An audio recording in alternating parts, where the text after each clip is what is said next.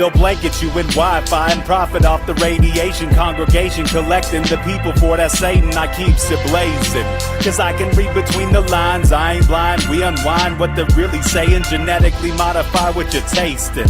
Loan you that college promise, so now you live up in your mom's basement. Redesign time so your mind is always wasted. Programmed to crave the basics, keep the beta in stasis. Pay the state, kid, you're in debt for being born. Messengers are more than just the price for being warned. Don't be alarmed, disconnect from their machinations. Stop subscribing to the folly of own nations. Bone breaking ain't the answer, cause they seek the ownership of souls. Spread the seeds and watch them grow. Break the chains of control. Break the chains of control.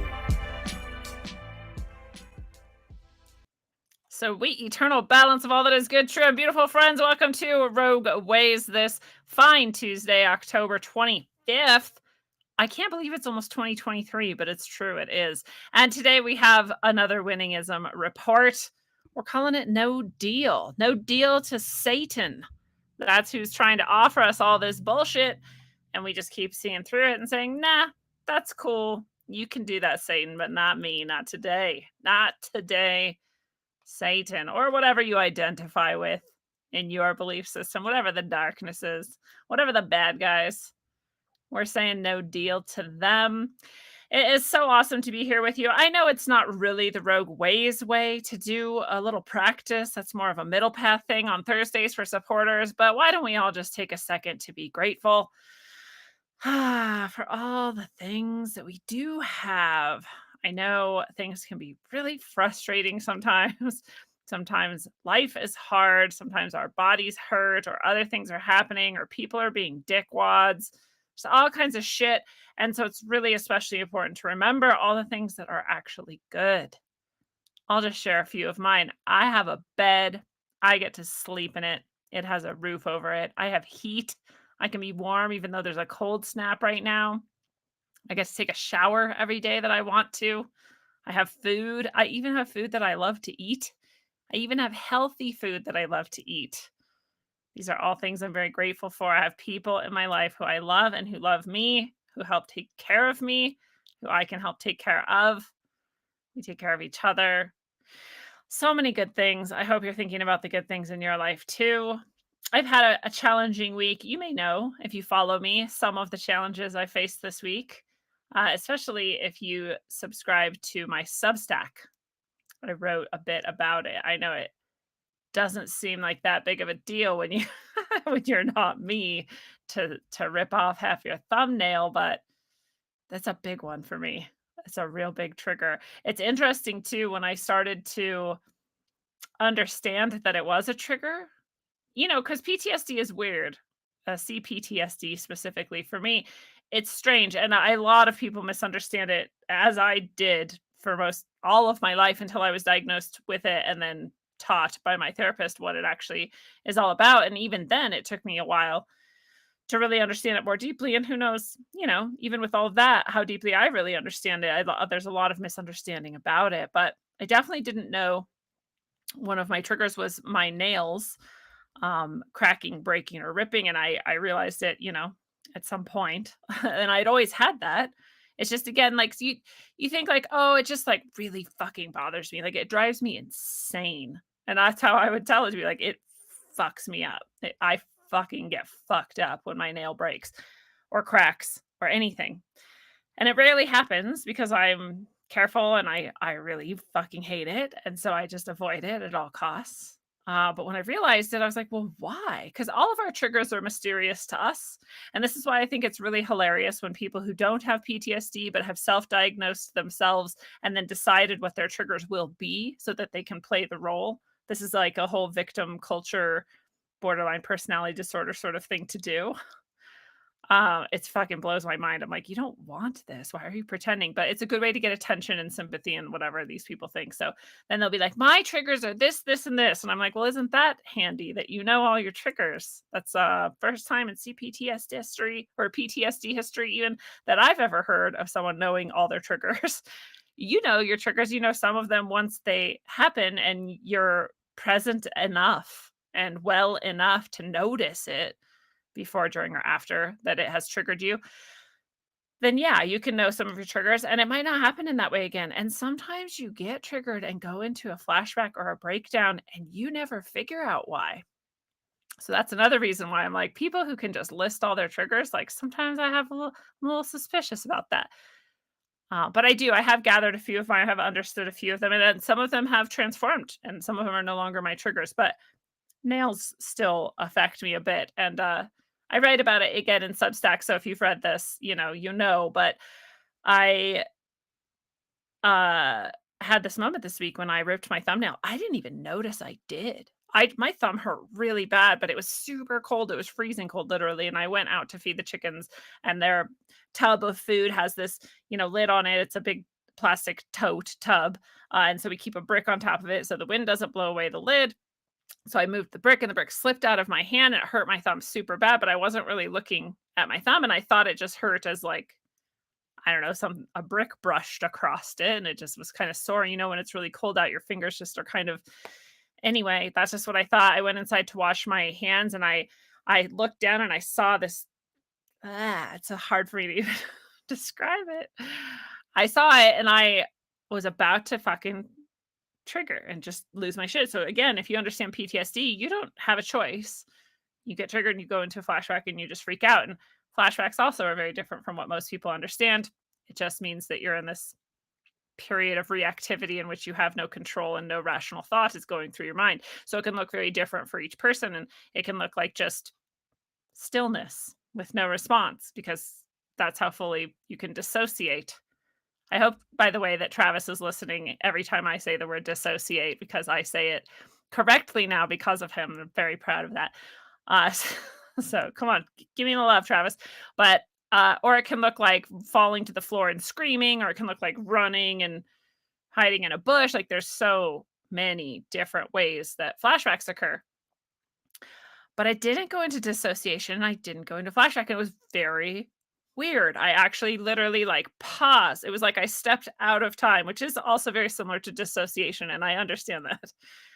But I like stepped back and I fully, completely had this conversation with myself. It was really quick and momentary, but like the full experience of it was there, in which I said to myself, look, see how you have this moment to actually decide whether or not you're going to continue, and go ahead, continue, freak the fuck out, lose it, like don't have consciousness for a few minutes or whatever you need. But also you can just not, you can just step back into your body right here and just like realize that, yeah, you ripped your fucking thumbnail off and it's fine. Like that shit happens. And just like any other wound you've ever received, it will heal. And just take some deep breaths and just sit with it. And I was like, fuck, I'm going to go for it then. I'm going to do it. I made this conscious decision. Nothing like this has ever happened to me before, not in regards to PTSD and triggers. So, anyways, you can read about the rest of it in Substack. It actually led to some really profound understandings about all of us here on Earth, and what we're doing here. And I basically, because I asked the spiritual ancestors about it, I was like, what do you guys think about this experience I've had here? And do you have anything to say about it or share with us? And blam, giant channel came through all this information. My favorite part about it is what they said about the mind wipe between lives. Lots of people think we're here as a trap, that we've been trapped here by the demonic, evil archons or whatever other energies, and we don't have a choice, and we die and we just get recycled right back in no matter what we want, and that's why we don't remember, because they're trying to keep us in amnesia. And that's a possibility, but I've never felt quite right about that, and it's not what I feel. I'm like, my soul's not that weak. I guess you're a weak bitch. I'm not. Oh, no offense to anyone out there who's a weak bitch. And so what they said was very interesting to me. So if you want to read that, that's on Substack, and I just wanted to share a little bit about that. Just one of the things that nearly fucked my whole week up. And I know, again, it doesn't sound that bad to some people. They're like, what, your thumbnail ripped? And you're like a fucking freak about it? Like, yeah, I'm a freak about it. It's actually true. But I'm getting better all the time. David Gosling in the YouTube chat, a supporter over there. Thank you, David, for being here. Whew. He stuffed his big toe and ripped his nail off and made him want to puke. Yeah, it's already bad enough, like, no matter who you are. I totally recognize that, too. It's, like, not a fun thing for anyone. Mojo Shop in the house over on YouTube. We got Dakota with the tip and Rockfin. Dakota, thank you so much. I appreciate you very much. Johnny's here. Logan's here. Love to all you guys. We didn't get to hang out last week. It was a little bit of a clusterfuck. So hopefully everybody gets to hang out this Thursday. If you don't hang out with us, it's probably because you're not a supporter yet on Rockfin or wait, what was I just gonna say? Rogue.locals.com. Those are the two places I post the hangout link. So if you're a member there in either place, a supporter in either place, you can get that and come hang out with us on Thursdays, and you get Middle Path episodes and more, including those channeled messages. So while I just said that it's on Substack, it is also always in rogue.locals.com. So if you're a supporter there, you get it. Angie A, thank you for the tip on Rockfin. Appreciate you, Angie. Looking forward. So we've got Tea Leaves too. What's up, Tea Leaves? Nice to see you. I love it. Everybody's having a good night. I'm going to just jump into it tonight. We have so much tonight to talk about because we're winning so fucking hard. Rogue Soul Services at rogueways.org. This is the hub for everything. This is where you can get my books. You can get them signed. You can get the orgone I make, the crystal jewelry I make. You can get your tickets to One Day of Brightness with Marty Leeds and Joshua Lewis coming up this December in conjunction with the winter solstice. It's going to be awesome. You can book a one-on-one session, whether it's a sound healing, a spiritual guidance session, a healing ceremony, a tarot reading, an I Ching reading, or anything else I offer one-on-one. And you can grab your monthly meditation membership in the shop. That is coming up. We're going to start again for November. So if you want to meditate with us twice a week, it's really just with me. I mean, but whoever else comes live. And so they might be there, but there's we just start and we just go into the meditation. There's no real hangout or talking or anything. You can come in camera on, camera off, whatever you like. And the recording, of course, does not include you, whether your camera's on or not. And it is just available for people for a few days after the meditation if you can't come live. So that's a month at a time you get. It's only $45 for the whole month. We do it twice a week on Sundays and Wednesdays at 5 p.m. Mountain. And I love that. There's also these Blessed Light medicine bags with or without the medicine, up to you. There's so much in the shops. You can grab all of that there. The favorite things tab. Of course, we just had Miriam Hanane on the show again this last Sunday. It was a fantastic episode. If you missed it, you better check it out. She's such a bright soul. I did a little rearranging. So this favorite things tab is just a little bit more streamlined. It's easier. You can just click and go to this AquaCure page. If you want to grab the AquaCure, you can use the Rogue Ways discount. If you do buy anything from George Weissman, everything he offers is amazing and life-changing. And you can get a huge discount by using that and support the show as well. Phoenix Aurelius's Labs and Spagyrics. You can click from here and buy what you were already going to buy, but support the show by doing it. If you want a Chi-O like the one I have that has helped me heal myself, then you can grab it here. Support the show in that way as well. I love these. Every single thing on here I'm a big supporter of. I use myself, otherwise I wouldn't be linking to it. Honey Colony, of course, we talked about each of these products on Sunday with Miriam and so much more. It was such a great episode. But all of these are really, really superior, including the superior CBD. But they really are. She does so much research and she puts together such great products. So stuff you're already going to use and supplement with or improve your health with, then definitely click through here and give Rogue Ways a little support. Give Miriam some support by buying her very beautiful products. Thrive Portal, if you want to watch Thrive 1 or 2, if you want to be a part of the Freedom Portal and join. Such a great community, such a great human. Love Foster Gamble, and that link will support the show as well. And then, of course, Holistic Emily is just a badass, and you can buy her things from here. Doesn't support the show, just awesome to do. And of course, the Substack, as we were talking about, is here at rogueways.substack.com.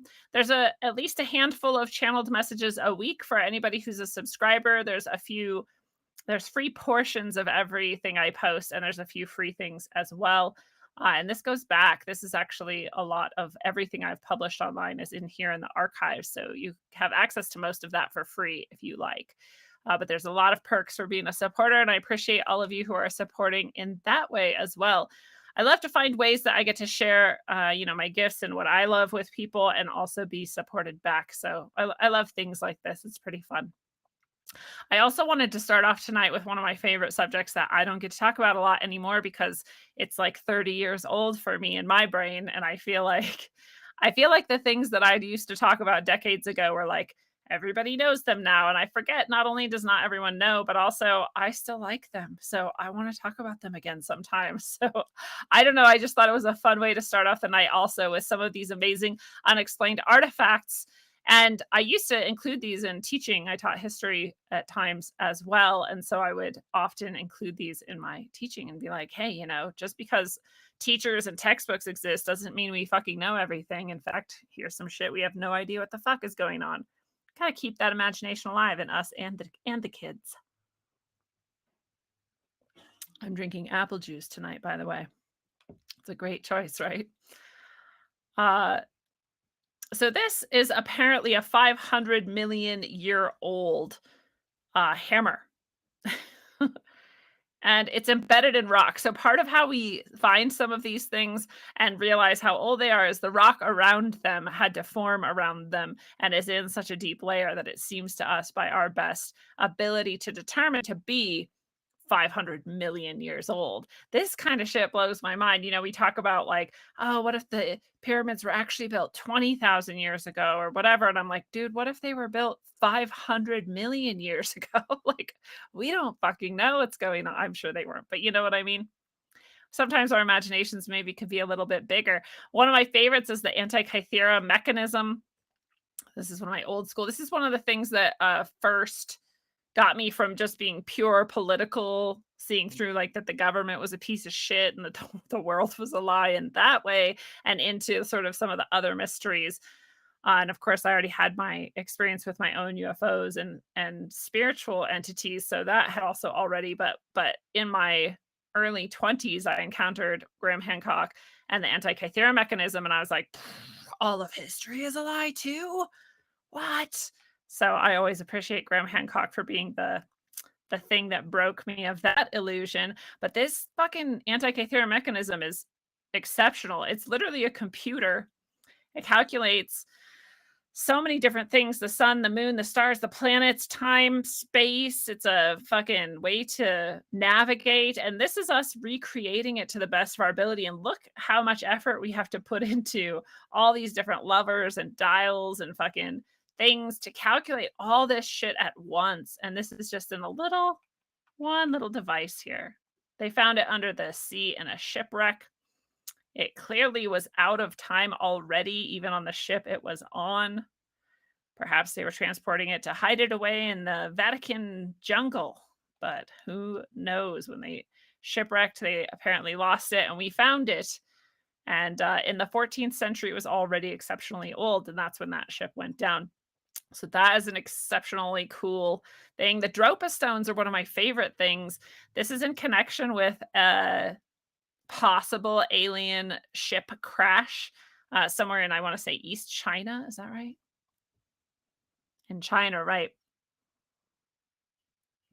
So there was a culture, there was a small people who were strange, and even the local natives there were saying like, no, they're not from here, like they crashed here and they got stuck here and they lived in that cave until they died or whatever. And they had all these stone discs, and these stone discs possibly hold information encoded in them, somewhat like a CD might. These discs seem to hum, they seem to have strange acoustic properties, and supposedly we've never decided what they were or learned of their mysteries. I don't really believe shit like that anymore. I just think like that's what the public's allowed to know. But in some like deep underground military base, black op shit, they figured it out.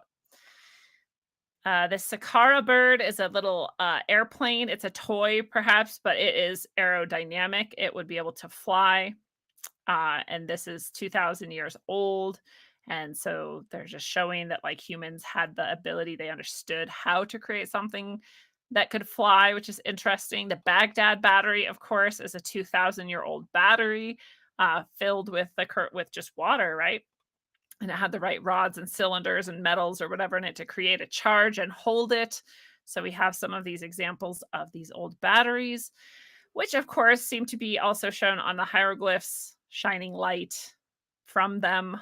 So apparently we maybe had electricity way back then.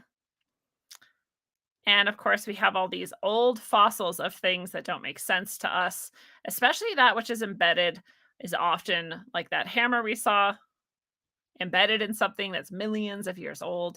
The Piri Reis map is one of my favorites. I actually bought a copy when I stumbled into a map maker in Turkey, in Istanbul.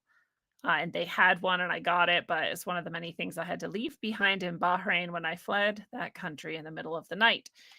So I no longer have the Piri Reis map, but I love it. I love the Piri Reis map. I love it because this map was copied by a Turkish naval admiral in 1513.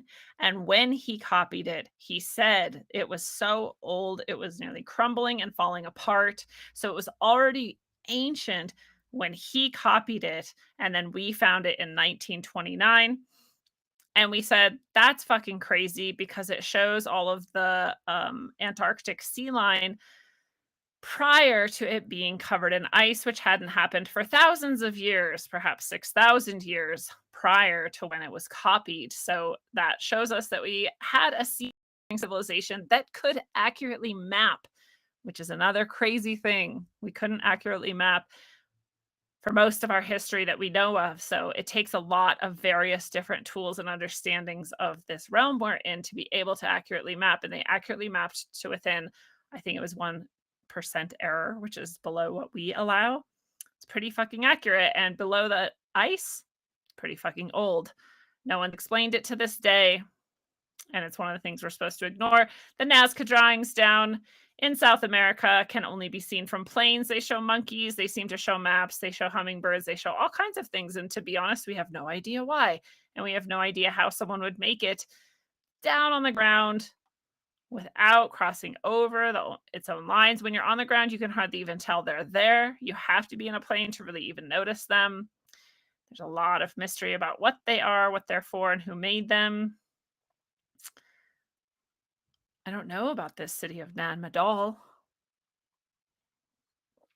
It was built between 200 and 800 BC on a coral reef near Micronesia. That doesn't seem so amazing to me, but that's neat. And most of our megalithic structures around the world are still unexplained, how they were built, how they got all that there. So that's our ancient history. Seems like super advanced and much older than we're told. And now we're just making technology that apparently lets us speak to our dead. I've talked about this before. This actually isn't new. This specific article was just published on October 18th. They're bringing it up again, but it was years ago that we last visited this idea that we could digitally clone the people we love and just forever interact with them. And I think this is fucking sick.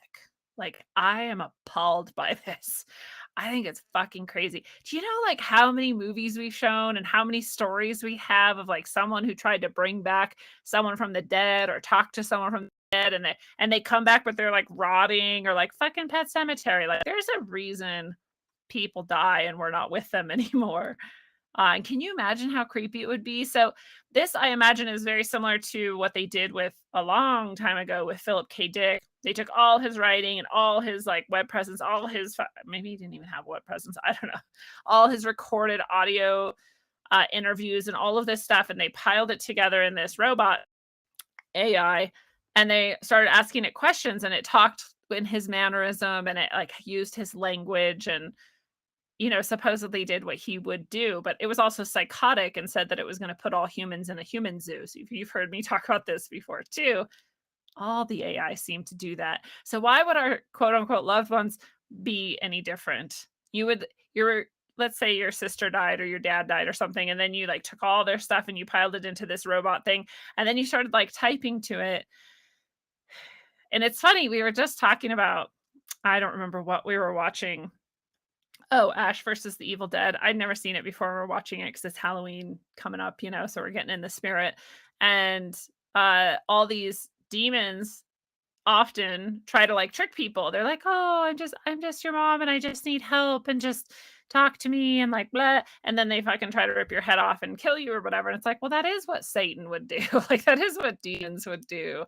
And so why would you want this virtual thing to pretend to be your loved one and possibly be possessed? Or even if it wasn't, it's like an empty fucking platitude of this person. It's like so weird. It reminds me too of how people are like cloning their dogs when they die, and there's so many stories of these animals being cloned and just being evil as fuck, and I'm not fucking making it up, like, that's what they are saying. They're like, "Yeah, we cloned Fluffy, and then we were really confused why he, like, bit us all the time and pissed on everything." It's like, "'Cause you're not fucking supposed to do that." Like, I don't know, but if you're a materialist and you're hardcore about it, this probably seems rad to you, and cloning your dog probably seems awesome to you. It starts, like, being demonic to you. You're just like, "Oh, no, that's just, like, a weird malfunction in the stuff," and it's like, "No, no, this is when we say to Satan, 'No deal. No deal, Satan. We're winning when we say no deal.'" And, we used to build all these giant fucking amazing ancient structures and technologies, but now we just have retards throw food at things that they couldn't even dream of creating themselves, things our society seems almost incapable of producing anymore. I know there's a lot of fantastic artists out there that do this and better, but to just pick some of like the highest, you know, observed and loved art and creation from a culture that's dying. Like, we really don't honor this type of thing anymore, and to throw shit on it to pretend like you're protesting the use of oil? Like, this is where we're at now. We're not building giant, huge, beautiful, you know, praiseworthy structures of perhaps many uses and nearly magical ability. No, now we're just, like, barfing on things and being like, "I protest. I do good job." I'll give it to them. They get attention. They have our attention right now, unfortunately. So I guess it's effective, but fuck, it's sad. It's really sad, especially when and I've said it before, and you've probably thought it before too, there is something wrong with our environment and it is fucked up. You can look outside and see the fucking chemtrails. Today they were like just crisscrossing all day. I was like, oh, fucking great. Every day. And all the water and the fish are dying and all this shit. Sorry, it's not because I drive a car, and cutting off the world's energy source is not the answer to this problem. Stopping geoengineering is a really good start, but this is why I say, if you're not going to talk to me about geoengineering, I'm not going to talk to you about the climate. So that's where we're at in today's society, is people like this. I also am sorry that I'm going to talk about Katy Perry really quickly, but I'm just going to say, and this eye thing, right? Her eye closed, and then she tapped her head and it opened again, and then it closed again, and she tapped her head and it opened again. And people are like, "Oh, it's COVID." And it's like, well, it doesn't really look like Bell's palsy because the rest of her face is fine and it fixes itself and she goes on. So not very likely. And then people were like, "Oh, she's a clone and she's glitching out." Possible, totally possible. People are like, "You can't close your eye like that without your face like scrunching up, right?" Like when I do it, I wink or whatever, my face like moves, and most of us do. I just want to say, however, my very talented and beautiful sister can do this, and she's always been able to do it. It's like being able to do that thing with your tongue that I can't do, like roll it up or whatever. Like she just can, like one of her eyes can just close, and the rest of her face will not move at all. And it can be really creepy for people because they're like, "What the fuck?" Because we all know, like, your face is supposed to move. Why isn't your face moving? But some people just can. And someone's like, "Oh, she would have had to practice that." And I'm like, well, if she's known, like my sister, from a young age that she could do this, no, she wouldn't. She would just do it. And if she did anyway, I'm just saying, I think she just wants attention, and she's just look at what she's wearing. She likes attention. She's wearing pop cans for boobs or whatever. She's wearing a trash dress. So I don't know. Maybe she's a clone. Totally possible. Maybe she's an android. We seem to have a lot of glitching out lately. But I also know that it's possible to do that very easily. And so I don't really care. But I just wanted to share that that's possible in case you have never known someone who could do that. I also wanted to share this TikTok. I have a video I found on Twitter, screenshot and shared because I was like, dude, these fucking people just say this shit all the time. I'm not going to play it for you. It doesn't matter. But this guy says, and he's sitting next to Klaus Schwab. And in this video, which does not seem edited, He says that, our dream and our goal was to reduce the world population by 50% by 2023. And it's really easy for any of us to believe that because we've seen the World Economic Forum people talking exactly about that multiple times in various ways, and not caring. We've heard them talking in not edited about trying to force people to not ever eat meat again by giving them Lyme disease, basically, or the part of Lyme disease that makes you not able to eat meat, right? That fucking creepy guy. We've seen them and all the eugenicists saying this shit. Look, we can pull up quotes and quotes of eugenicists just saying shit that we should fucking kill people, that some people aren't fit to live, that the intelligent people should find ways to cull the poor and the infirm and the weak and the helpless, and all this shit goes on and on and on and on. Eugenicists are not a surprise. They are everywhere and they are very open about their desire to reduce the population. We can also find specific quotes about reducing the population that are not edited, that are vetted, that are true. So it's really easy for me and probably for you to see this and go, of course he said that. Because if he didn't say it here, he said it in his heart, his mind, and somewhere else in a different way. But apparently, this video, some are saying, many are saying, has been edited, and I haven't gone to check. So that's maybe true. So I just want to say that as a what's it called? A retraction. That this is perhaps not. You've maybe seen me also post this on Twitter and on Locals and in Telegram. And so everyone should know that perhaps this has been edited and isn't real. I do have to say though to the people to the people who just go, "Oh, this turns out like this was edited." And then I can go, "Oh, okay, my bad. Thank you." And to the fuckholes who are like, "What the fuck, bitch? Do your fucking research, you fucking idiot. This is fucking idiot." Bleh. Like, go fuck yourself. Like, you're a piece of shit. I hate people like you. And I hope you fucking choke and die. Like, not really, but like, what the hell is wrong with you? I love it too, because people will be like, well, this is what makes the fucking alternative community look bad. And I'm like, dude, no, it doesn't.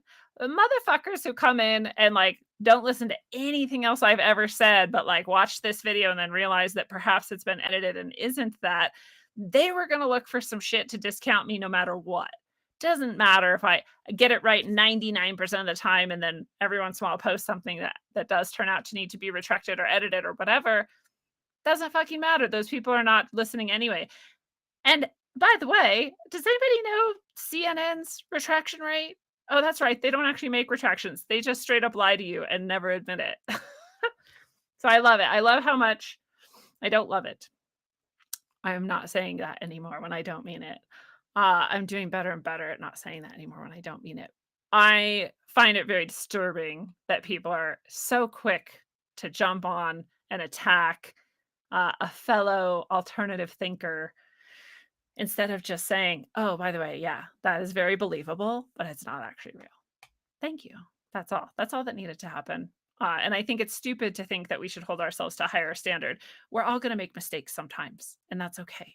And if a few people who were already really dumb used that to discount us, they were going to discount us anyway. But by the way, if you are on TikTok or whatever, you can follow me at Rogueways. Yeah, I know it's owned by China. I've been over it for many years. It's fine. Everybody owns everything. Meaning that China and every other country already has access to whatever they want. Look at my hair in this video. Why do I ever wear my hair like that? Anyway, so TikTok is cool for me because I actually get to get seen more than in a lot of other places. Like this video has 10,000 views. There's one down here with like 70,000. Like, not all of them, but that's nice. I feel less suppressed there than on YouTube. By the way, moving on, the USA Patriot Act turns 21. It's been 21 years since we were all fucked real hard by a false flag attack committed against us by many actors, going all the way up to the top. Way back then, when the ACLU still seemed to be on our side, they said the result of the Patriot Act is unchecked government power to rifle through individuals' financial records, medical histories, internet usage, bookstore purchases, library usage, travel patterns, or any other activity that leaves a record. That was 21 years ago, and you can bet but it's worse than that now. The road was paved. Anyone who was screaming about it back then was mostly ignored and called a traitor and a terrorist. And things have not really gotten much better. And this is also part of why I breathe easier. You know, people who are maybe newer and weren't paying attention 21 years ago and more. Um, and they've just kind of come in with like the whole COVID thing and Trump and whatever else. And they're like, everything's fucking falling apart. And you're like, well, it is. But it also has been for my whole life, literally. When the Patriot Act happened, all of us were like, this is it. This is the end. They're coming for, they're going to come. They're going to put us in camps, take our guns, like all the shit, all of it. And they didn't. That was 21 years ago. So I'm not saying to become complacent. I'm just saying, like, it's been 21 years. Shit's way worse now than it was then. Fucking wildly so. But we're also still no need to lose our shit. Better to be calm, make plans, and make moves than it is to freak out and lose our shit. But happy fucking birthday to the evil Patriot Act. We still say to the evil Patriot Act, no deal. No deal, Satan. We're not taking it. Tea Leaves, thank you so much for the tip. Appreciate you. I love it. We've got a spammer in the chat. Oh, David Gosling, let me make you a moderator so you can take care of those spammers. Thank you. Just in case you didn't know, by the way, your taxpayer money has been funding drag theater shows in Ecuador to promote diversity and inclusion. Because you know what Ecuador needed more than anything? They needed us to pay for drag shows for them. Like, what the shit? The fucking fuck? I know it's only $20,000 and compared to everything else we waste money on wildly all day, every day, and pay for with our hard-earned money. This is not that much, but it's still fucking, it's the principle of it. 3 workshops and a 2-minute documentary film. That's what our money went to producing in Ecuador. So, you know, we don't just want to undermine the culture in our own country. We want to do it in every other country too. And Ecuador's got to get taken down. It's got to have drag. I would love to know like how the average Ecuadorian feels about that. That would be fun to know. And in Saudi Arabia, moving on in other international news, we've talked about this before where they plan on making this just straight line across the desert. It's so fucking dumb. And it's going to be this giant walled city. Like, why? Why would you do this? There's like no fucking reason for this. But so this is apparently what they want to do. They've already begun to forcibly evict and displace 1 million Saudis from Jeddah in order to start to create this. They're calling it NEOM. NEOM, who knows how you actually pronounce that? But that's what I'm reading it as. It will have robotic avatars, holograms, flying taxis, high-speed rail, and no roads. Ubiquitous surveillance as well, of course. We'll just replace ubiquitous surveillance with ubiquitous complete control. There will be literally nothing you can do if they don't want you to do it. It's already hard there to do anything they don't want you to do. And it will be impossible if you live in this weird robot, high-walled city through the desert. It's literally, if you remember last time we had like a little animation of it, and it's just this giant walls that stretch forever, and in between them is where you live. Like, what the fuck? So they're doing that. I'm absolutely positive they won't finish it, but I don't know, dude. If anyone can build some wild shit you thought was unnatural and shouldn't exist, it's fucking Saudi Arabia. So maybe. I shouldn't say Saudi Arabia. It's the entire Arabian Peninsula. All the nations there except Yemen seem to build wild shit. Poor Yemen. Yemen is hated for whatever reason. It's just they're just the place where anyone can go and kill. Blocked and reported. Thank you, David. 7-Eleven Luke is here. It's nice to see you. Oh, there's a super chat. Thank you, Rainy Steps. Got some bandages. Thank you, Rainy Steps. I appreciate it. I will. I will lick my wounds and hold my $7 tip in my arms and wipe my tears. I appreciate you. Canada has banned the new sales of any handguns. They're not yet trying to confiscate the handguns that people already have. Excuse me, my throat. There's plenty of hunters there and people there in general who have rifles and more. I remember trying to drive through Canada, and I wanted to take my handgun with me, and I couldn't because it was 1 millimeter too long of a barrel. So that was unfortunate for me. I drove through Canada without any protection and then literally encountered like murderers who were killing people in their vans while I was living in my van traveling through Canada. So thanks, Canada. I'm sure a lot of people will die because of your actions, but I guess we're supposed to celebrate this cuck Trudeau and his super progressive actions. This is what happens when you're the son of Fidel Castro. This is how things go. Sorry, Canada. I hope the people of Canada find a way to oust him. I know they've got that new lady up there who is talking some real good talk. So far, we haven't discovered, I haven't yet heard of or discovered any negative ties that she has, such as to the WAF and more. I don't think so, at least. Not that I'm remembering at the moment. So far, she seems pretty hopeful. I can't remember her name, but we talked about her a couple episodes ago. So that's our sad Canadian brothers to the north. And in China, Winnie the Pooh kicked out the other president guy, the old president. They literally just sent in the goons and they just drug him off the stage. He was sitting there right at the left hand of Winnie the Pooh. Winnie the Pooh, of course, is the current master of the land. Doesn't he look like Winnie the Pooh? It's real sweet. Can you imagine though? I was trying to imagine it. He was like literally like, "Hey, dude," like, "Hey," and everyone was like, "Don't look at him. Don't look at him. He's ousted already. He's already shunned. Never talk to him again." China's like that. Whatever you did, buddy, the rest of your life is non-existent now. He's probably in the rape dungeons as we speak. I'm only half joking. Like, I don't know. I'm sure real bad things happen to you if they decide that you're on the outs. But that was unexpected. But it preceded Winnie the Pooh winning yet again, quote unquote, winning another election. He's definitely in for life. That's how it seems to go there. They just have the veneer of some sort of electoral process and the illusion of choice, kind of like we do.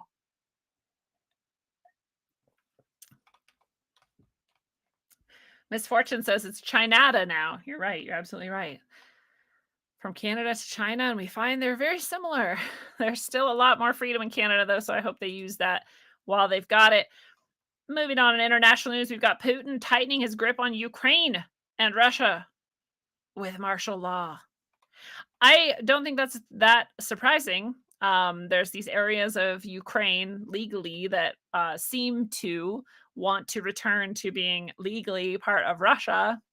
And Ukraine seems to go into those areas and just kill everyone. And they've done it for years and years. And it seems like Putin is like, nah, these are ours now. They voted. They want to. We're going to protect them and have some martial law in order to do that. I don't like martial law and I don't like war and I don't like any of this business. I'm just saying if this is the situation you were in, what would you do? I'd probably do something like this too. But who knows? We never know what's going on in war. We never know what's going on anyway. We're not there. Oh, we don't know. So who knows what even is happening. But Russia has also, of course, famously now said that a dirty nuclear bomb is going to go off on its territory in Ukraine, I should say, Ukraine's territory, and that it's going to be Ukraine that does it, but they're going to blame it on Russia. And just like the gas pipeline, that's probably likely. We'll find out maybe if nukes really are real, or it'll just be another fake nuke. I don't know. We'll see. But that's possibly going to happen, and people seem to be taking it pretty seriously around the world. But this was a really interesting thread to me. I'm going to share this link with you in case you want to go check it out. It's very disturbing, like exceptionally disturbing. So be careful. But I didn't look too deeply at any of these things, to be honest, because they're all very disturbing, but it's just a thread of seeming evidence of seeming atrocity committed by Ukraine against people in those areas we were just mentioning that would like to be part of Russia. Torture, murder, mass murder, rape as a weapon, and more. Finding mass graves, all kinds of stuff. You remember not that long ago, I showed what seemed to be a very young teenage girl tied to a tree. And I don't like to imagine what happened after that. And that seemed to be done by Ukrainian soldiers. So, as you know, we aptly noted when we brought this up on day zero the other day, we don't know. We don't know. We don't know what's propaganda. We don't know what's real. But again, these were all documented way before this current war broke out. Maybe lends them a little bit more credit. And of course, people are really upset about it because people really want to think Ukraine is in the right and that we're on the right side and Putin's a real bad guy and we should all just kill him and hate him and everything bad is Putin and Trump. Everything in the world that's bad is Putin and Trump. So it's really simple. But there's a lot on this thread and a lot of it's very disturbing. So I just wanted to point that out. I came across it. This is from someone at Iracht, Ireacht. If you want to go check that out, you can find it there. It's disturbing. So in that line, most people are buying it seemingly, but I was surprised. So this is a social media site called Stimulus, and I use Sticker Mule, and this is from Sticker Mule. And they're called Stimulus. They give away a lot of money. See over here, you can actually see I've entered to win these two $500 pots. There's a third $500 pot I haven't entered yet, but they just started doing polls. So part of how this is interesting to me is no one on here knows me. I use my real name, so Lindsay Brown. It's at Rogue Ways if you decide to go join Stimulus. And find me, but the people who are voting in these polls that I have going, they're not on our side, not on our side, in the middle, like in between, there's no sides at all. It's just random people are encountering my polls and answering it. And unfortunately, I think it's unfortunate at least because I think it's very unlikely. Well, actually, I could look at this another way. Okay, anyways, the poll is a nuclear bomb anywhere near Ukraine will absolutely be perpetrated by, and the three options were Ukraine, but as a false flag, Russia as an attack, or the US as a false flag. And 57% of the people voting so far have said Russia as an attack. So this is not very many people voted, small sample size, etc. But I like it because it's outside of my bubble. These are just random people. But over half of them are sure that it will be Russia. So that's sad because if they pull this false flag off, it will most likely be believed. But it is somewhat hopeful. 28 plus 14, those are both false flags, not Russia doing it, but someone else doing it. And that's nearly even, slightly less. So maybe it'll be pretty split. But anyway, I just wanted to show that little input that how many people might believe this. It might be pretty split. That's very, very interesting. If you guys have any insight to what your people outside your bubble that you have access to might think about it, I'd love to know. I know most of the people in our bubble are pretty sure that it's going to be the Ukraine or the US. They're the same thing, really. I just split it up in case some people didn't know that. But despite whatever we might think about false flags, what's going on, or whether or not Russia or Ukraine are in the right or the wrong, apparently some House Democrats are urging a dramatic shift in Biden's Ukraine policy and saying to get serious about diplomacy or risk nuclear miscalculation. That's nice to hear. It's all theater.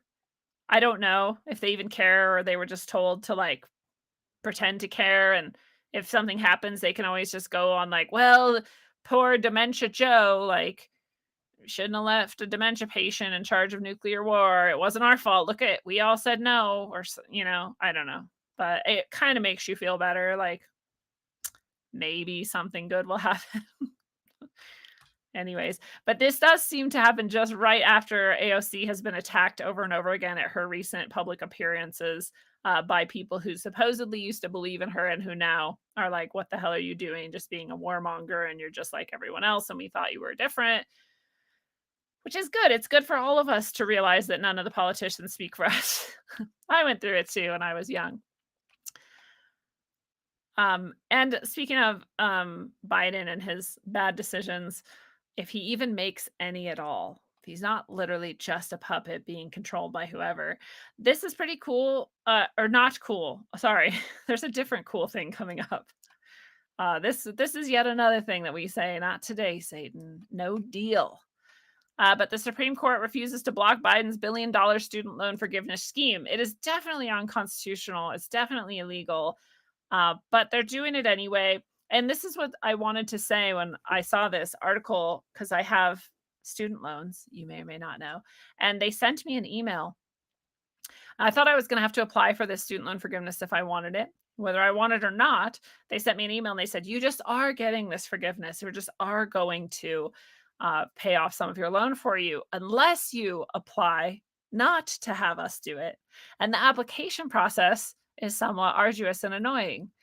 So this is the opposite of what usually happens in any government situation where they're like, "Yeah, we have some money for you, but you're gonna have to like come in, like pee in this cup, like lick that guy's nutsack, and then you can have it." No, this they're forcing me to have it unless I go through this long process and say no to it. Very interesting, but makes a lot of sense if your goal is not to bring, you know, maybe needed relief to many poor people, but instead to just fuck your whole country and continue inflation and crash the dollar, right? Destroy the world. And so then it makes perfect sense. You're like, oh, they're just continuing that role of like giving out tons and tons of money, printing more and more money, and that's really all this is about. So that email confirmed that for me if I didn't already know it. I thought it was very interesting. However, this is neat. This is an attorney general suing Google over indiscriminate collection of biometric data and compared the company to the Eye of Sauron, which is fucking awesome. So this is Texas's Attorney General Ken Paxton suing Google. I don't think that'll go anywhere. Google is basically the deep state. Um, Alphabet company is literally out of the deep state. So, if he doesn't die, if they don't want to deal with a dead body on their hands in an investigation, they'll just put a judge on there that says, "No, it's all good." But it's neat that someone's trying. It's cool, and fuck, maybe it'll work. Sometimes shit works out and you're like, "Wow, I didn't think they'd let that happen." So, Google's gonna have tons and tons of money and lawyers, and it may get dragged on forever, and I don't know, but I like that it's happening, and I really like that he compared them to the Eye of Sauron. There's not a lot of better comparisons for Google than just the centralized evil forces of all time in one place.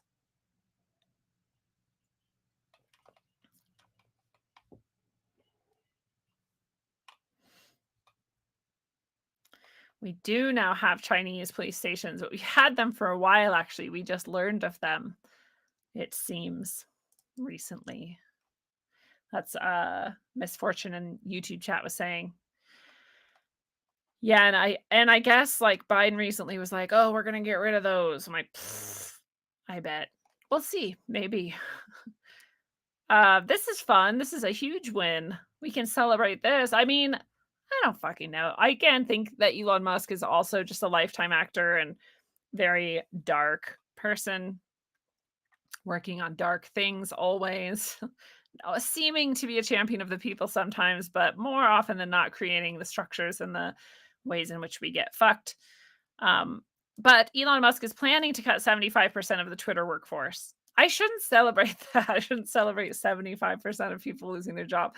But I just imagine all the people at Twitter who are just like straight up cultist, death cult, fucking, they don't know it. They think they're like great and saving the world, but they're just like caught up in the agenda and they're just enforcing it willy nilly. And they're like drunk on their power at their tiny little jobs in their tiny little office.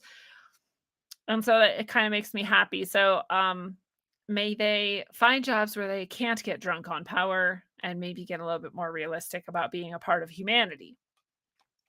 If that actually happens. It's supposed to go through by Friday, this deal, but Biden has said that he's weighing the decision to block Musk's Twitter buyout on national security grounds, as reported by Jennifer Jacobs, whoever that is. And he says this is a national security threat. Isn't that interesting? But when you see this whole thing going on about how much Twitter and Facebook and these places colluded with the government to block people and accounts and messages that they wanted blocked, and to highlight and amplify messages that they wanted amplified to get their agenda carried out more easily, then it makes sense. It is a national security risk, then, right? This is part of your national security apparatus. So, in a way, I'm like, well, maybe that was Musk's goal all along, is to force their hand to kind of prove that so that all of us could see. But again, I don't really give him that much credit. And if he did do that, I believe that it would be like a false, way to make us trust him when perhaps we shouldn't. So even if that happens, and even if that's true, and even if we start to celebrate knowing that, we'll still keep Musk on our radar as not someone we should place our trust within. But that's a very interesting admission by the government. So that's a win for us as well. And this is also a win, but it's also like, well, fuck. Sometimes it's hard not to just bash my head into like a brick wall at how fucking stupid everything is. This is in The Economist, and they say, as though it's a revelation, controversial new research suggests SARS-CoV-2 bears signs of genetic engineering. The claim has yet to be peer reviewed. You're like, no, it's been being peer reviewed for 2 years. Just no one will listen. There's plenty of evidence of that. If any of this is real, that this has been genetically engineered. So fucking yeah. Yeah. Anyway, so that's frustrating, but also could be a win if this starts to become more commonly known and viewed. But again, I don't know if it'll matter. I don't know if it'll be too late. I don't know if they'll show us. They'll be like, "Oh, you're right. That vaccine never stopped transmission, killed a bunch of people. This was actually genetically engineered. And we released it at you, but you're all dead anyway. So bye bye." Who knows? I don't know. But hey, at least we have one more source seeming to admit what we already knew for years. Someone said earlier, like, I no longer identify as a conspiracy theorist. You now can refer to me as a prophet. And I'm like, yeah, that's better. That fits. Miriam again was on Sunday. We had a great show, and she's tweeting here. She's at blady17 if you want to follow her. She says airlines are now advising jabbed humans not to fly due to blood clots. And there's this little clip here. Again, I'm not going to play it, but it's from Bernardi, The Rise of the Authoritarian Left, Sky News Australia, and they're saying, yeah, maybe you shouldn't fly. There's a higher risk of blood clotting if you are vaccinated. That's just a fact, by the way. They don't even try to hide that anymore. Blood clots kill people, so they're also then admitting death. But who are we to talk about things that are true? So I I don't know. I'm not flying for other reasons. I just don't want to. It just feels not right to me lately. But here's one more reason, if someone was jabbed, to not fly, and also for any of us to not, because if the pilot is jabbed and they suddenly die, like, I don't know. I just don't want to be a part of this nightmare. But it's an interesting admission. And yet, one more thing we can perhaps start to point out to people, like, hey, do you think it's weird that you were given this experimental medication and now you're not supposed to fly in planes? How do you feel about that? This is also super clown world bullshit. I talked about this on day 0 on Sunday as well. One of the best shows out there. If you're not with us on Sundays at 3 p.m. Mountain here on this channel, then you are missing out. Joe Biden predicts a wave of cancer diagnoses after COVID-19. I have to calm myself because of how fucking stupid this is, and how simply you can easily show that this isn't even possible. And yet, how many people will still say it repeatedly for how long and pretend like it's some kind of a fact?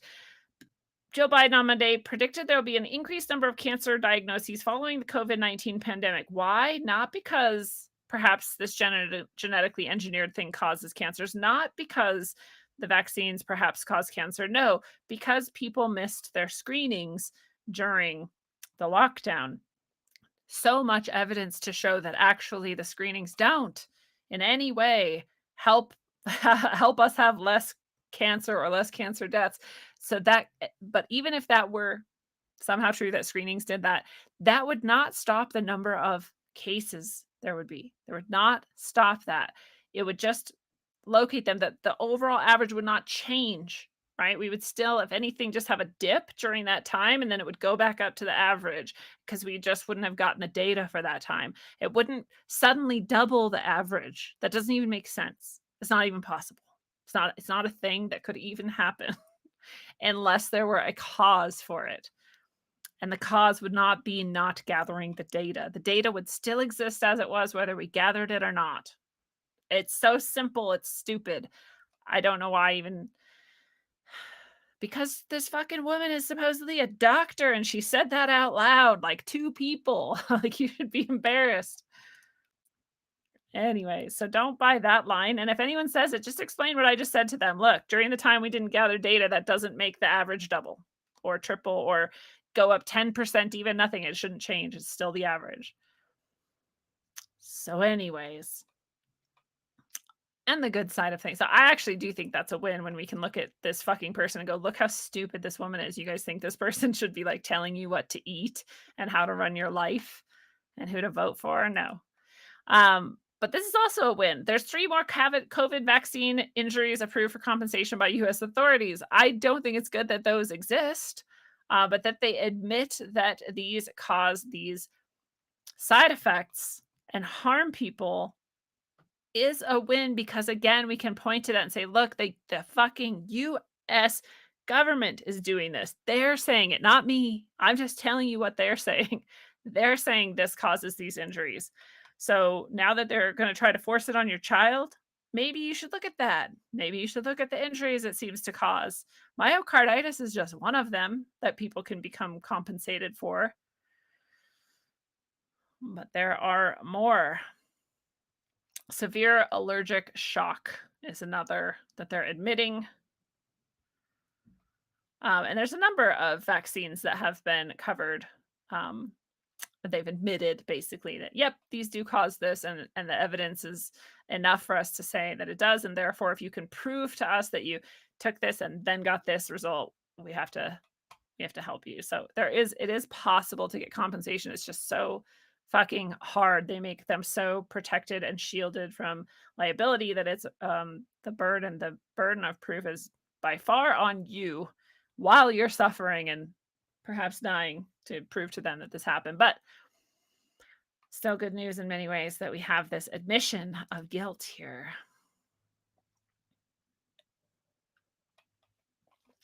I also brought this up on day 0 on Sunday from the New Scientist. There are thousands more UK deaths than usual, and we don't know why. And of course, they're saying that it's long COVID, because that could be anything now. So, like, all these giant blood clotty fucking things that people are being pulled out of their dead bodies posthumously and going, what the shit is this? We have literally never seen anything even remotely like this. And we can pull feet and feet of this out of people all around the world, repeatable by any coroner with his fucking shit. All that. But it's not that. That's long COVID or whatever. It's so fucking crazy. So anything could be long COVID. And because of that, since there's thousands of extra deaths, 40% at least, some people say 100% more deaths than average, which is fucking insane to say out loud at all, that might be the truth. That'll be blamed on long COVID too. And then they're also blaming it on the problems in our healthcare system now because they fired people and we don't have people working anymore in lots of sectors, but especially the medical sector where they were the hardest core about it. You have to get the vax. You have to do this. You have to wear the mask. People were like, no, I'm not going to. And they were like, you're fired then. It's like, okay, now we don't have nurses or doctors.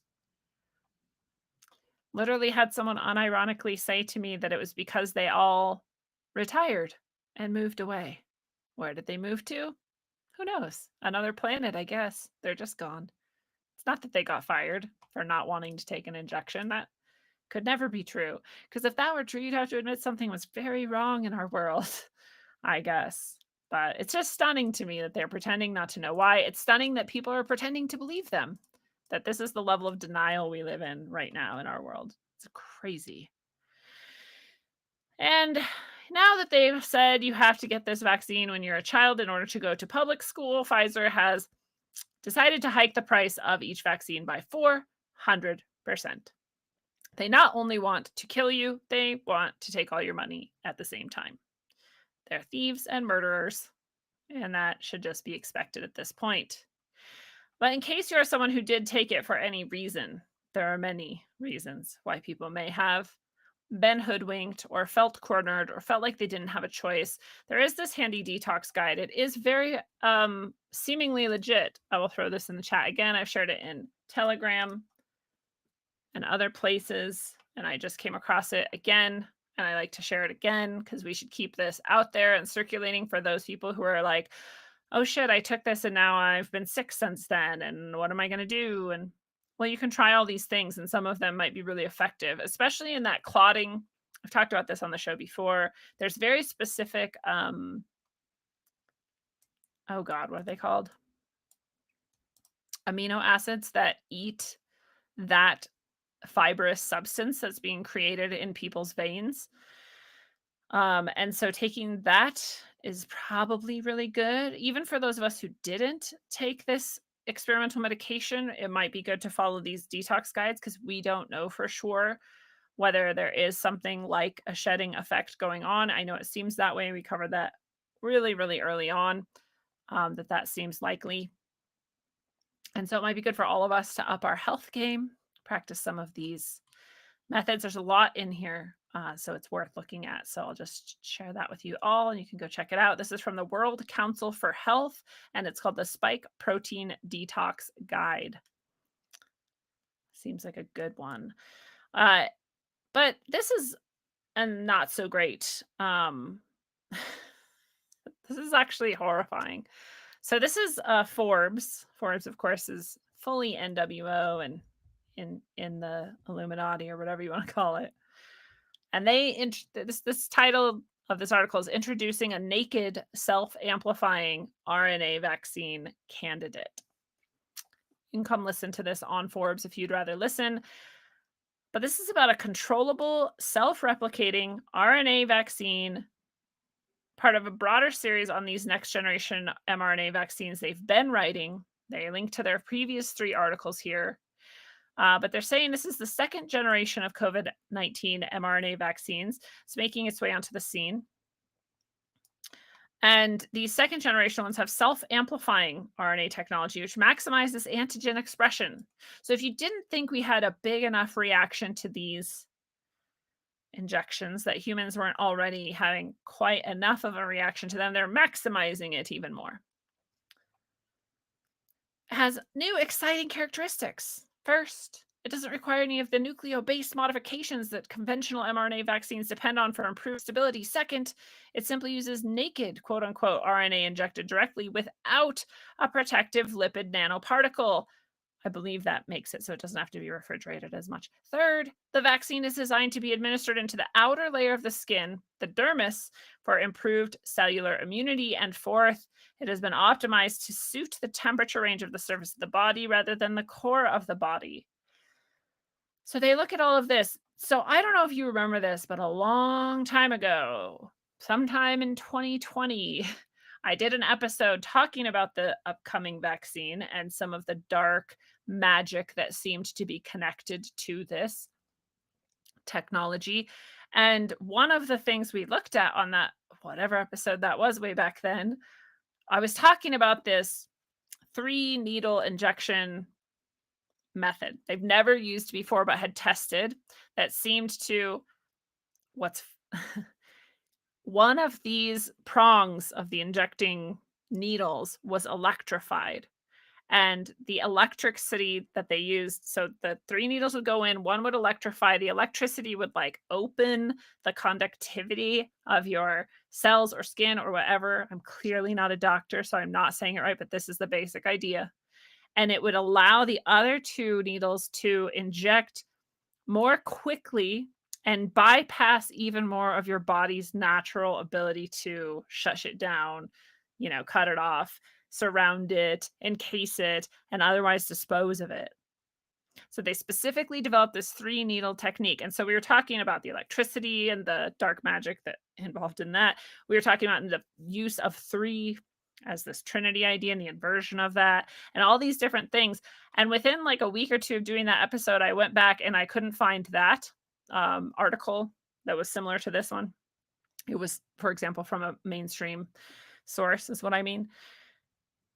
I couldn't find it anymore. There was no mention of it, and I couldn't find it anywhere. I was searching for three needles, tri needle, like triple needle, new vaccine method, like all the things I could think of, and I couldn't find it anywhere. It was one of these things. This has happened to me a number of times where I'll report on something and then I'll tell someone else about it and I'll be like, oh, yeah, it's here. And then I can't find it. And it's just fucking gone from the internet. Like, whatever. So that happened with this, and I asked all you guys, and no one else could find it either, and we just never found it again. Well, here it is. It's here in this article. They're talking about using the three needles again. They don't highlight the electric part of it. They don't do that in this article, but they just say there's just three needles. That's just all. That's all you need to know.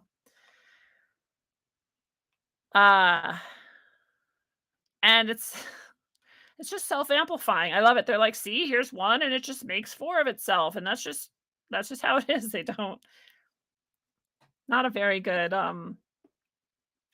diagram. Doesn't really explain anything. But thanks for the idea.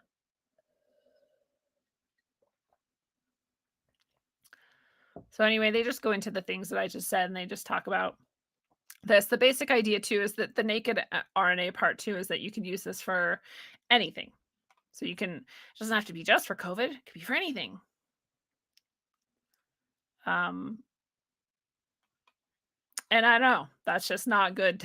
It's not good they're bringing back the three needle thing, in my opinion. It's not good that they found ways to bypass our body's natural rejection of their bullshit, even more so than they already had. But they're really excited about it, and they're really excited that it can be applied to any type of vaccine you need, not just COVID. So that's coming yet again, another complete change to how we think of what vaccines are and how we get them, which has already occurred in the past 2 years a number of times. They are no longer should even be called vaccines, but apparently we're going to keep calling them that. So that's not so great. The win in this is that we look at it and we go, no deal, Satan. No deal. Not taking that deal. You can have your slimy little handout. And I'm not gonna take it. Tea Leaves asks, what do your guides tell you about the shedding? That's a great question. I will do my best to remember to make that the next channeled message I do. So this is interesting as well. This is a win. And it's an interesting win because, why did I just do that? I was going to go to the full article. New York Supreme Court reinstates all employees fired for being unvaccinated and orders back pay. The state Supreme Court found that being vaccinated does not stop the spread of COVID-19. I mean, they didn't find that. That's just known. It's been said. We said it. All of us said it. But now they know, I guess. And I don't know which employees. Like, it's all of them. I think it's just government employees, like city employees and whatnot. So they're going to reinstate them, pay them back pay. And this is huge. This is huge, especially for those people. They got robbed of their lives, their livelihoods, their money for all that time, and they're getting that back. And that is pretty cool. I like that for them. But as Johnny very aptly pointed out, he was like, no, fuck them. Like, that's not a fuck enough. Like, you should be hung. Like, you forced this horrifying unconstitutional thing. I don't know if he said you should be hung, and I'm not saying that. And allegedly, some people should be hung or something. Whatever I'm supposed to say to not get sued. But he's right. Like, what? That's not enough. It is a very good start. We can celebrate it. And then we can also say, we still need to liberate your head from your body because you did this to so many people. Because you're a fucking psycho and you used your power in a horrendous way to harm people outside of the law. It was already illegal when you did it. So I don't know. It's a good start. We can celebrate the win, but we can also keep our eyes on the real prize, which is punishing the people who chose to do this. Here's another huge win. We've got nothing but wins for the end of the show. Increasing American opposition to green energy. Projects lead to lawsuits from locals, fish and wildlife groups. So I've been covering some of these as they appear, but I love that it's like getting to the point where it's becoming more common. Wind plants, the solar plants, and all of these things, a lot of environmental groups and a lot of concerned people in the areas are like, look, this is loud or stupid or ugly, or it's ruining the habitat for our animals, our birds, it's killing. Did you see that eagle with his ring ripped off? I thought it was so stupid. I like mocked some senator at some point when he's like, these things kill birds. I was like, dude, they kill birds, because I was still a super leftist and I thought it was super dumb, and I hadn't seen any evidence that they did harm birds. I was like, birds aren't that dumb. They'll just fly around it. No, it's not stupid though. It's just there's fucking things are giant. They're fast as fuck sometimes. And if you miscalculate, like there goes your wing. Anyways, I guess they actually kill a lot of large birds, small birds. The wind farms do. So that's just one of the many things that is ridiculous about them, as we talk about all the time on this show. They use all this oil. They don't even save any. They take all this fucking energy to create them, transport them, put them up, and then you just have to rip them down and replace them really quickly. It's just like the batteries in the car. So people are realizing this more and more, how dangerous, ugly, wasteful, and inefficient they are. And fucking look at this giant solar installation. And think about the inefficiency of this shit. Like, you took up all that space, you made all that product, you shipped it out there, you installed it, you killed off whatever was living there before. And within what, a couple years, you're gonna have to just replace all that again. And what will it have given you? Like a little bit of light, like not even enough to run the town it's next to in most cases, very little. So I'm glad. I'm glad more people are starting to see through this. We don't actually have an energy crisis. We just have a stupidity crisis. We can get plenty of energy in many, many ways. And, I think if you like threw some solar panels on your property, on your house or whatever, like, cool. You already have a roof, for example, make it a solar roof. I don't care. But these giant farms are not the way. They're not efficient. Yeah, as Laura Taylor points out in the YouTube chat, there are blade graveyards. You can see these pictures of these giant, just blades and blades and blades and blades, and the tiny little bulldozer like trying to cover them all. It's like so ridiculous. So that's good news. We say no deal, Satan. We're taking it back. Australian bank begins linking customer transactions to carbon footprint. We talked about them thinking about doing it, and now they've begun doing it. So this is one of the many examples where these banks are starting to put this into practice. And for a while it's going to be like, oh, this being here and there, and then they like give you an option. They might give you extra points on your credit card if you opt in or whatever, and they'll just track you and let you know. It won't be like anything they hold you to. And then eventually it'll be like, no, that's the only option, is to have credit cards linked to this, and you don't get to eat meat today because you used all your carbon points on saying you didn't like the government or something. Right? So they're doing it already. What the good news is about this is there's more and more talk about this whole agenda. And people are linking it more and more to understand, like, oh, this is just a control thing. And wait, why would I do that when the people who own these banks are like flying around the world in their private jets over and over again every day, but I can't fucking drive my car to the store or whatever? Like, what the fuck? So this is actually cool that because they're pushing it, because they're starting to like introduce it more and more, that more and more people are seeing through it. There's always going to be the people who are hardcore. They've been convinced and they're terrified that the earth is dying. And so they're just going to go for it no matter what. That's not a very big portion of the population, though. They're loud and dangerous and stupid, but there's not very much of them.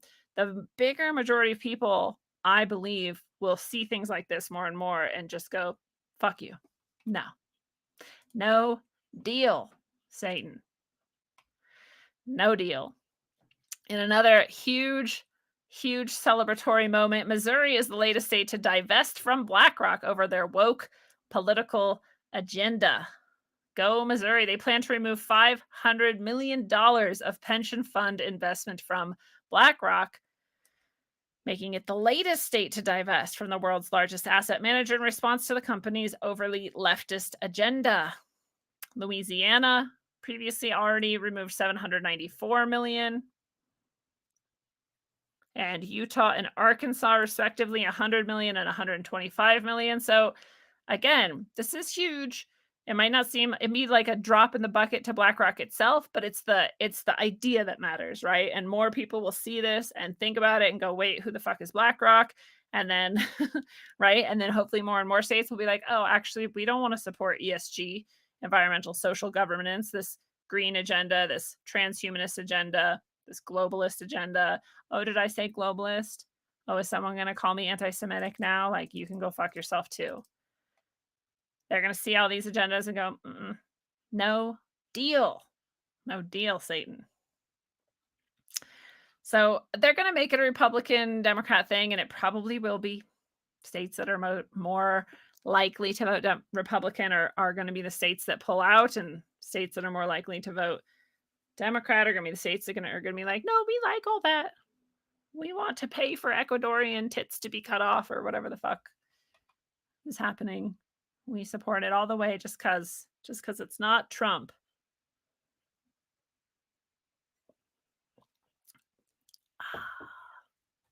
Bye-bye, apple juice. You've been so nice. You almost made it through the whole show.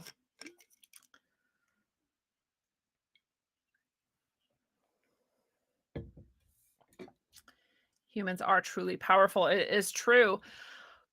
And in more good news, in our winning roll we're on here, a New York judge again declares vote by mail law is unconstitutional.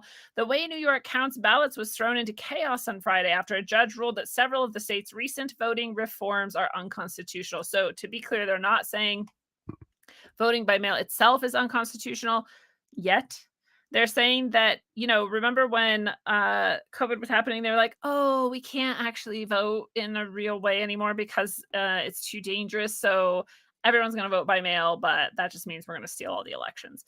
So they changed all these laws really quick, or they tried to, and it really wasn't legal. You can't do it that quickly. You can't do it just because you want to. Like, there's ways you have to go about it. You have to have it like pass referendums or whatever. There's processes. And they didn't follow those because they were like, it's an emergency. And so the state has said, nope, that was unconstitutional. You can't do that. So even in the midst of this current vote that is ongoing right now, if you're a voter, they were like, oh, by the way, you have to undo this. So that'll be interesting to see how that plays out. They're saying it could hurt Governor Kathy Hochul, who's a Democrat and has already been losing ground to GOP challenger Lee Zeldin. So it tends to be true, apparently, and this is why there's a conspiracy theory around why voting by mail even exists, is to steal elections, because it tends to be true that once a place enacts voting by mail, they all of a sudden are Democrat from then on forever. I think that's a little bit too unlikely. Like, there's no way that's just chance. So who knows? Obviously, it's obvious to me that elections are not often real unless they're just very local, like your city elections and maybe some things at the state level. And otherwise, it seems like they do a lot to cheat and steal all elections, especially the largest, like the presidential. But definitely interesting that mail-in voting tends to turn everything blue. So it's cool. It's a win that they're looking at that and that they've decided, I think, on the side of what's good and true. And we'll see where that goes.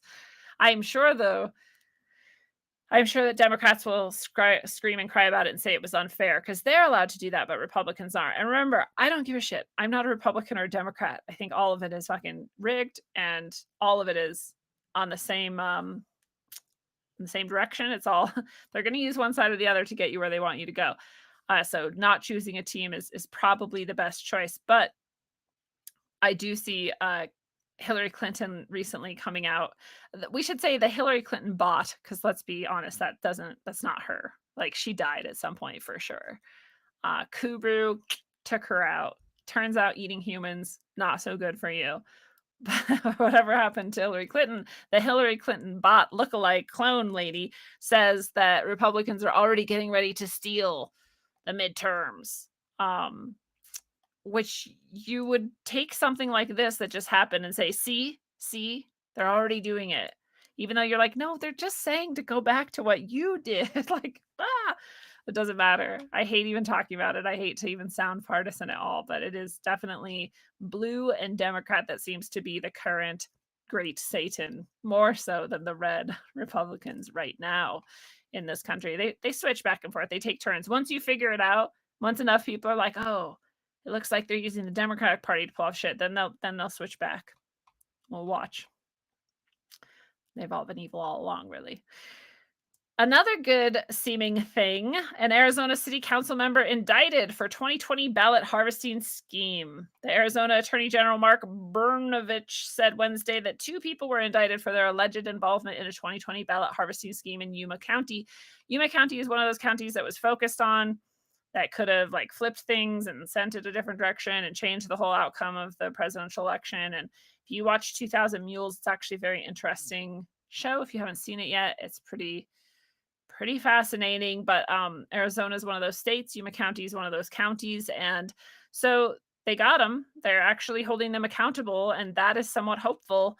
I'm sure it's much bigger than these 2 people. Obviously so. It was nationwide. It was coordinated. It was targeted. And so there's a lot more involved in this. China and more. So, but it's a start. And if justice, if it ever happens at all, moves real slow. But good start. We can celebrate that. We can hope that that just brings it tumbling down. There's even more, and who knows what could come from that. I myself personally would be just delighted if Trump suddenly like was called president because they uncovered enough. Like just the chaos that would cause would make me very happy. I just watch people fucking lose it. It would be amazing. So I've long hoped for that, just to see people's team fall and see how attached they are to their team. But anyways, good deal. That was a good deal. We were winning there. And this I brought up on day 0 as well. This is a true hero I claimed, and I stand by it. A town employee who quietly lowered the fluoride in water has resigned. This is from the Associated Press, but published by NPR. A town employee quietly lowered the fluoride in a Vermont community's drinking water for years and has resigned, and is asserting that the levels had actually been low for much longer than believed. I wonder if he like tested them and saw that they were really low and was like, ooh, that's good. How much lower can we get it? I thought seriously, like this is the only reason to become a water superintendent. Kendall Chamberlain shall live in history as a savior of the people who went against the poisoning government, the poisoning industrial waste people, and saved lives. Fluoride is a proven neurotoxin, by the way. There is no question about that. It is not contested. On your toothpaste, it says don't swallow, call poison control if you do. Fluoride is a neurotoxin. Fluoride is a poison. That is all there is to it. You can then claim, if you want to, that that neurotoxic poison is good for your teeth, and I won't stop you. I don't care. I don't think my teeth, whatever small benefit they might get from this neurotoxic poison, I don't think it's worth it. I personally would prefer to keep my brain functioning at a higher level and find some other shit to do for my teeth. Like it's not that hard. Turns out nutrition is what keeps your teeth healthy. No one ever told you that, though. They told you just don't eat sugar or some shit. So Chamberlain said in his resignation letter in language that at times echoes unfounded reports that have circulated online in recent years, which is such bullshit. It was in Elsevier, the fucking premier top of the line scientific journal that's exceptionally old and well-read. Like, it's a great journal. It's a high-quality journal. It was in Elsevier that they published that fluoride is a neurotoxin. So whatever this unfounded bullshit is, NPR is such a crock of shit. It's not unfounded at all. Again, is uncontested. Anyways, they're just such assholes. They're just liars. But he says that he doesn't think the current fluoridation policy is legally required or scientifically sound, and in his opinion poses unacceptable risks to public health. It's actually very simple. It's a very simple, true thing. And to say it out loud seems like it should be fine, but apparently it's a heroic act. And he said, I cannot in good conscience be a party to this. Well, good for you. I personally would like to send you money, a hug, all of my love and respect. Kendall Chamberlain, the hero of the people who saved who knows how many young children's brains while they were developing. So if you still drink fluoridated water, please consider stopping. Buy yourself a water distiller from George Wiseman here on the favorite things tab of rogueways.org. Use the Rogueways code to get a significant discount on that distilling machine. It's the best distilling machine. I told you this many times. I've researched a bunch of them. I could only find ridiculously expensive ones that had all of the qualities that I wanted. And then George Wiseman just so happens to have a very inexpensive one that has all of the qualities that I enjoy. Primary amongst them being that every place that the water touches is either glass or stainless steel. So that was ideal for me because those are the things that don't leach toxins into the water right after you've cleaned it. So it's cool. But that or the AquaCure, obviously you can use this link. But if you haven't yet started clearing your water, that's one way to do it. I also am a big fan of Berkey filters. It's interesting. There's a lot of people who try to discredit Berkey, but I poured river water into my Berkey for years and drank my own river's water and used it to cook. And it's very, very obvious that it went from muddy and disgusting to absolutely clear with no flavor. That's a good enough test for me. But there's some people who are like, it doesn't filter. Like, I mean, it clearly does. So I don't know. But anyway, I like the Berkey because you can also get fluoride filters to attach to it, and that is rare. Distilled water and Berkey fluoride filters are the only things I know of that filter out fluoride. This makes me very happy as a longtime, decades-old warrior against the robocalypse. This article by Activist Post points out that last mile automation carnage. FedEx and Amazon are giving up on delivery robots. I shared this on day 0 as well. October, they said, has been a rough month for the last mile delivery robot industry, as Amazon called it quits on their 6-wheeled robot Scout for home deliveries. Now, FedEx is doing the same. So it's this little fucking robot thing. I'm hoping the reason why is because enough people like kicked it, peed on it, like lit it on fire or stole it. I'm hoping that's what happened, but I'm not sure. Let's see. They are saying it's going to be scaled back. They don't really say why. It didn't meet necessary near-term value requirements. I think that's a way of saying that people pissed on it. I think that's a euphemism for people peed on our robots too often. Pretty sure that's what that means. It can haul up to 100 pounds and uses multiple wheels to traverse steps and obstacles. They're immensely proud of their role in working with these robots. Yeah, they don't want to show us. They don't want to show us what really happened, but we all know. We all know what happened. And finally, the last bit of win for this day. It's a different type of robot that's dying. More cell phones are withdrawn from the market due to dangerous levels of radiation. The reason this is a win is because they have to admit more and more that this shit is fucking crazy. Do you ever pick up your phone and feel it in your hand and your bones, the radiation coming out of it? Because I do. And I know I'm sensitive, but like, I think anyone can. Definitely don't hold it to your head. Definitely use wired headphones and things so you're not sending radiation at your face all the time. Use speakerphone and the like. 100% of our phones are higher in radiation than is safe. We just have long since been accustomed to it and we just accept it. but there's nothing but evidence that this radiation is harmful to biological life, period.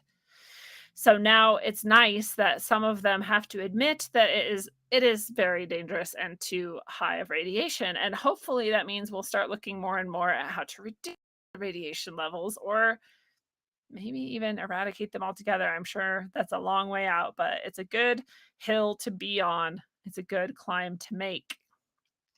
So a lot of this is happening in France, but it is nice no matter where it's happening that it's documented, that it's admitted, um, and that a lot of these just are dangerous. We just need to know. I also, uh-oh, oh, there it is. I lost my control panel. No. Yes. So that Rishi Sunak, is that his name? The guy in the UK who's the new PM, MP, Prime Minister, PM.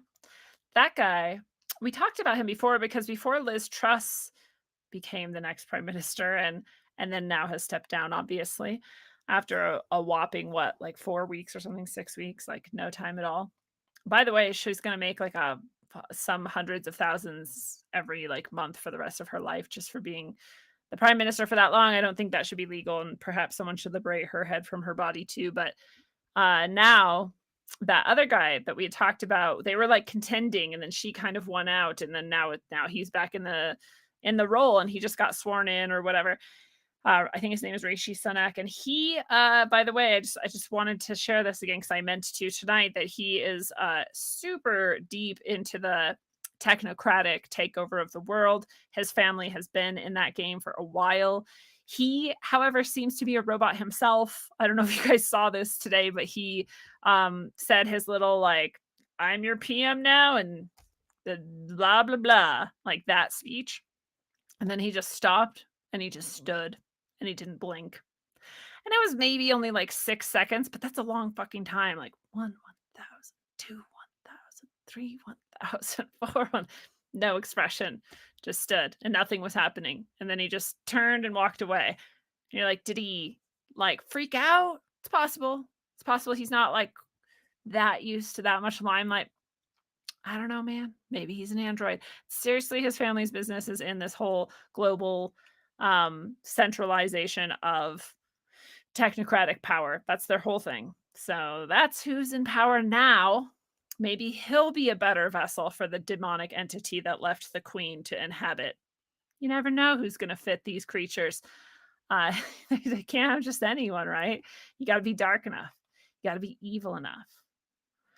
Johnny says, I drink fluoride to give people a chance to outwit me. They need it, dude. I've seen that guy rap. He's pretty fucking amazing. By the way, if you stick around, there's yet another new song from Johnny coming up at the end of the show. Let's see. Violet Lotus is asking, what did I say about Ecuador?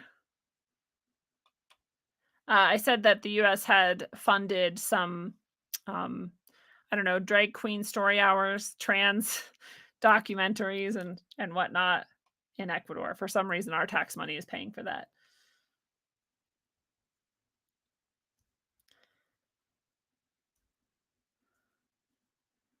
Berkey for fluoridated water is iffy.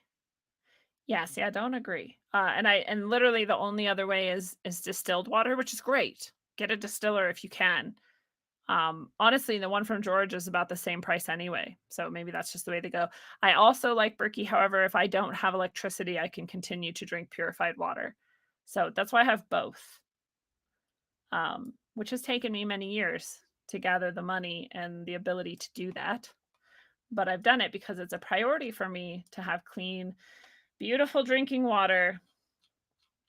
And I hope everyone else gets access to that too.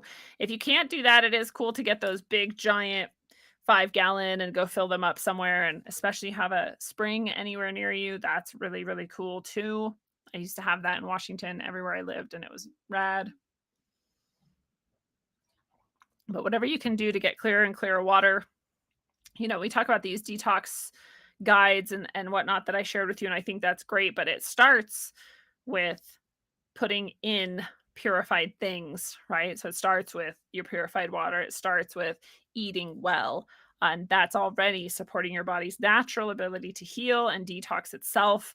And this is another way that we're always winning, is when we're aware of those things, we understand our bodies and what they need, and we just support the natural system. The natural system is all we've ever needed, actually.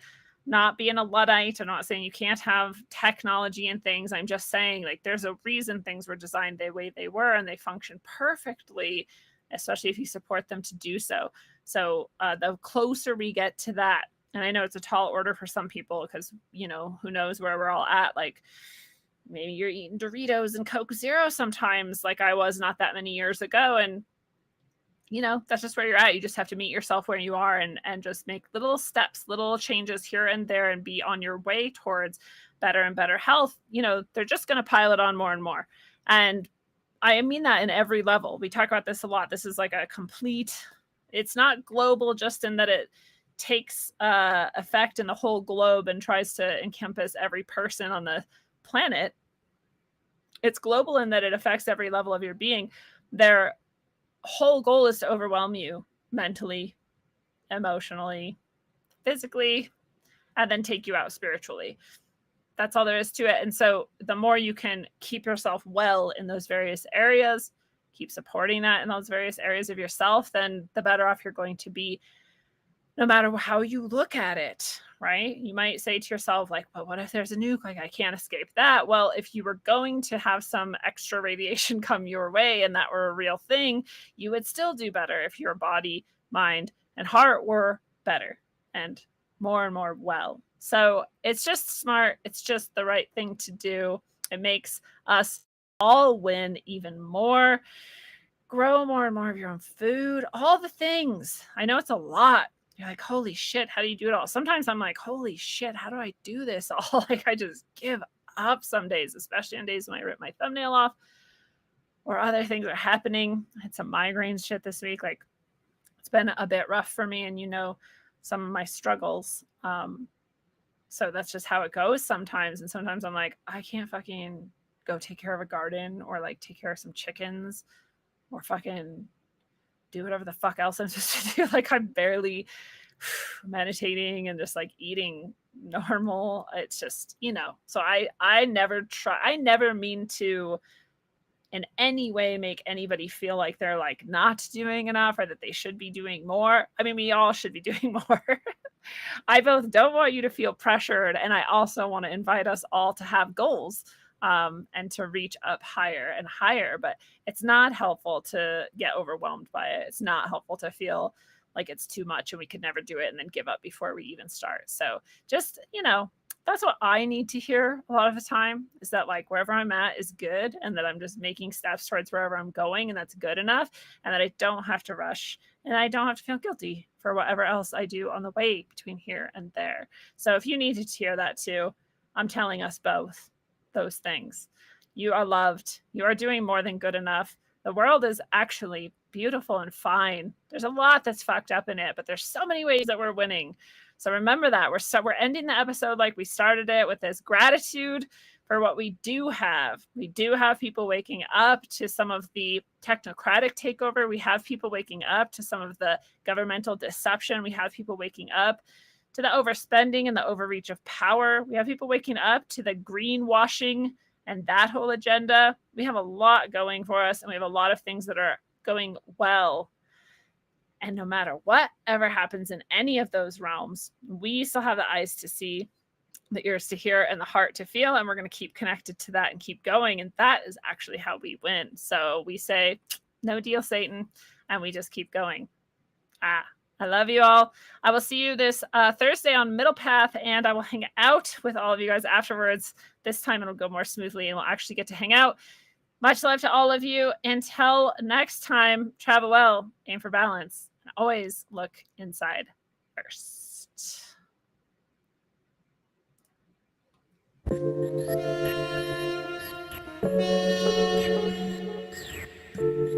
You ever been so wrapped up in your own thoughts it feels like you're drowning? Like you start thinking you're fucking insane, 'cause the whole world is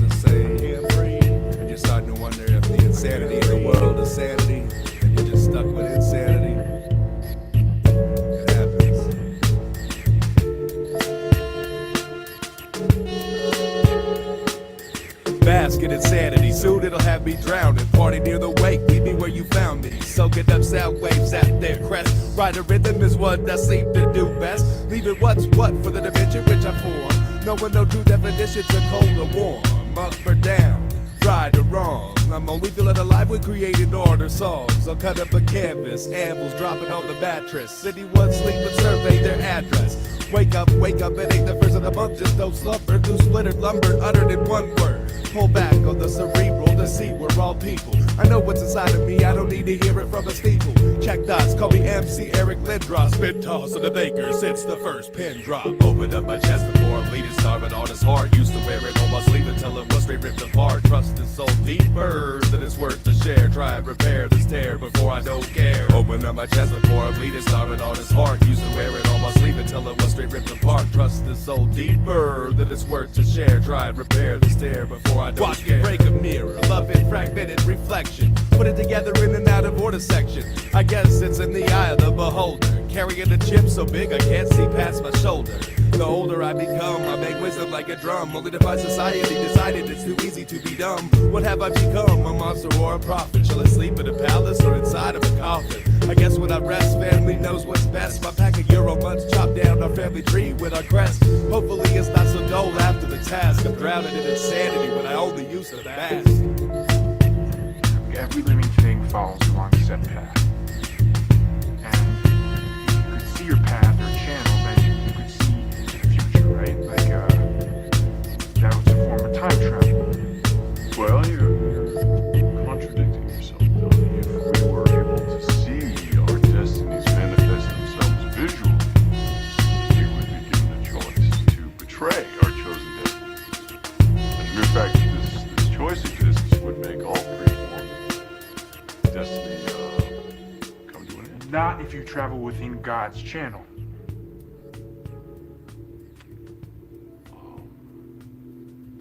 I'm not going to be able to continue this conversation. Why? I could lose my job.